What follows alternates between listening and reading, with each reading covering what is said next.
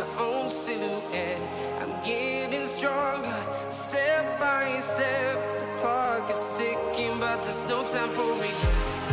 I've been flying from town to town, from London to Taiwan. I've been all around the globe, trying to protect your soul. We are heroes tonight. We will fly above the sky. We are heroes tonight. Yeah. We are heroes tonight. Hi guys, welcome back to my vlog. So ngayon guys ay andito kami ngayon sa Santos, Brazil. And nandito kami ngayon, nag-go-shore kami ng kasama kong isang oiler. So ayan guys, so ngayon ay papunta kami doon sa beach. So katatapos lang namin mga kabuhay barko mag-grocery. So experience namin mga kabuhay barko dito yung sinasabi nilang beach. Kasi sabi nung driver namin kanina mayroong beach daw dito. So itatry natin mga kabuhay barko para ma-experience na natin. Let's go!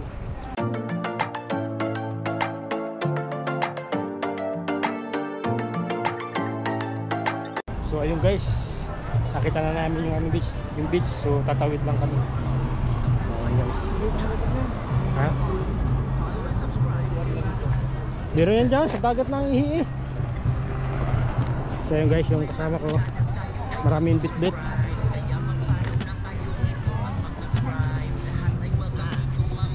So ang ganda ng view mga kabuhay-bag ko. Partner, say hi muna partner. Hi. So ayun guys, yung kasama ko. So dalawa lang kami nag-go-shore.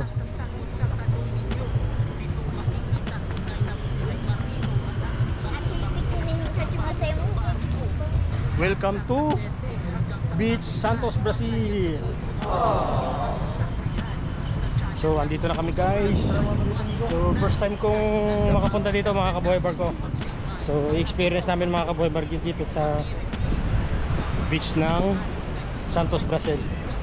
So marami ngayon mga kabuhay barko, bali 24 hours pala to.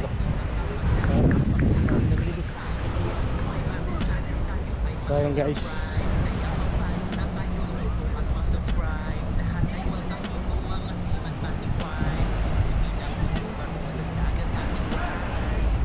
Woo!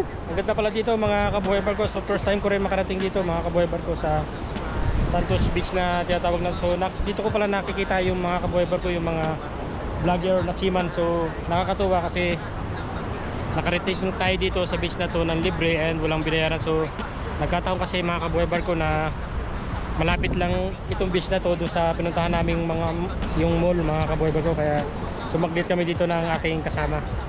So samahan nyo kami mga kabuhay barko mag-enjoy. So bali dalawa lang kami dito, so hindi kami masyadong mag-enjoy and maliligo kami ng kunting oras mga kabuhay barko. A few moments later. So yan guys, nahihirapan kang maligo yung aking kasamang oiler kasi baka mawala ito yung passport, di na makabalik ng barko.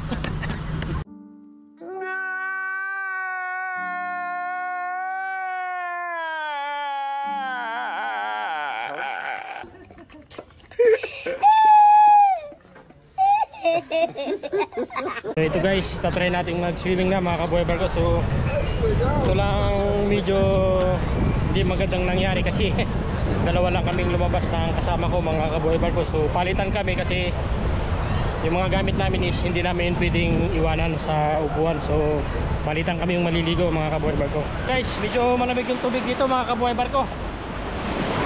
Iba pala ang tubig ng Brazil. So wrong time lang mga kabuhay barko kasi ang oras na nga dito ngayon is 5:30 na, so ng hapon. So hindi na ganun kagandahan yung yung tubig kasi medyo madilim na mga kabuhay barko. So ayan guys, so experience lang namin maligo dito kasi first time namin, and bukas palis na rin kami dito sa Santos, Brazil. So dumating kami dito mga kabuhay barko nung Thursday and palis na kami dito bukas. So 2 days lang kami nag-stay dito sa Brazil and papunta na kami ng Egypt bukas. Woo! Malamig mga kabuhay barko.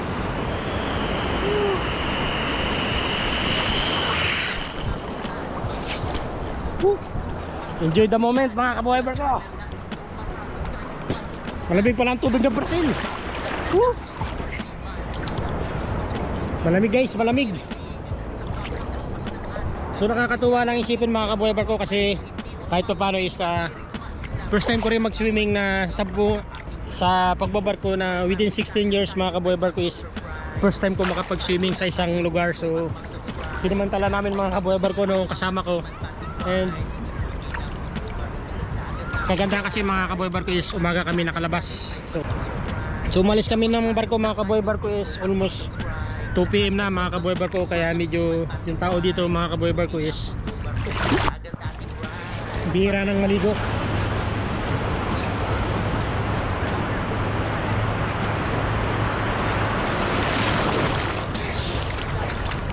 Ahon muna tayo mga kabuhay ko kasi medyo malamig na, nilalamig na ako. Ngayon pupuntahan ko yung kasama ko doon kasi magpapalitan kami para mag-swimming. So tinulang kami ng kasama mga kabuhay ko kasi biglaan yung labas namin, kaya dalawa lang kami nakalabas.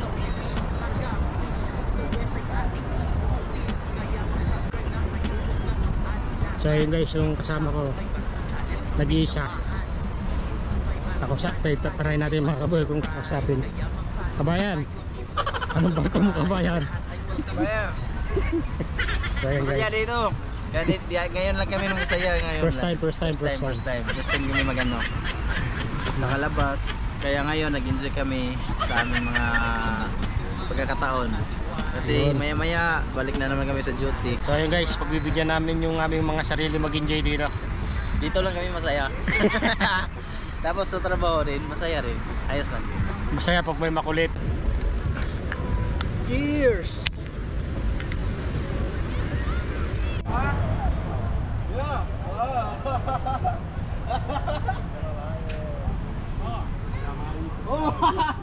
Yes! 25? Oh. My friend, say hi. Hi! Hi my friends! Filipino! Yeah, Filipino. Also there. Guarulhos!